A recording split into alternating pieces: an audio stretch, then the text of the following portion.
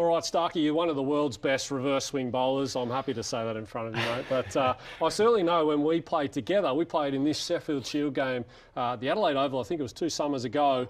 You were in red hot form, but this was reverse swing at its best with the pink ball. Now, what is it that you do well? I was standing at first slip and I was scared with the pace, but what is it that you do when reverse swing's happening?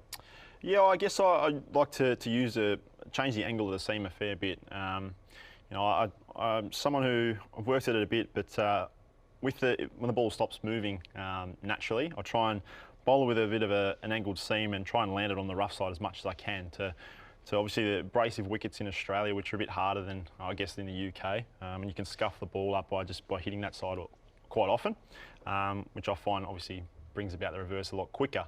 And then I obviously use the crease a fair bit. I probably come around the wicket pretty quickly to right-hand batsmen when it is reversing, and trying to attack the wickets from a wide angle on the crease to make it feel like it's swinging really late and feel like the wickets are in play.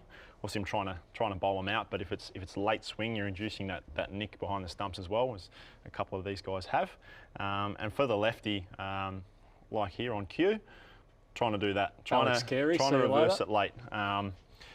So yeah, over the wicket, I'm still trying to use the crease a little bit, but around the wicket, I come really wide.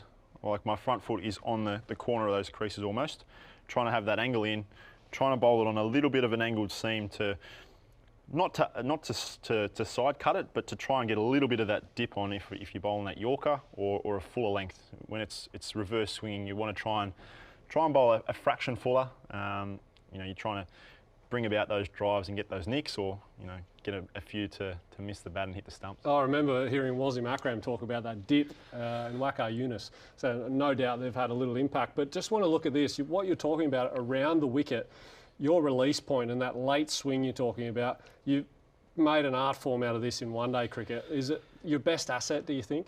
Oh, it's something I can bring to the table. Yeah, in one-day cricket, I think I've done a fair bit of it, especially at the back end of innings.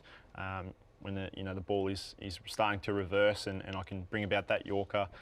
When guys are trying to really take the attack to the bowler and score runs quickly, it's one for me to stem the flow of runs and hopefully do that by taking wickets. So I'll probably come a fraction wide on this, so at most of the time.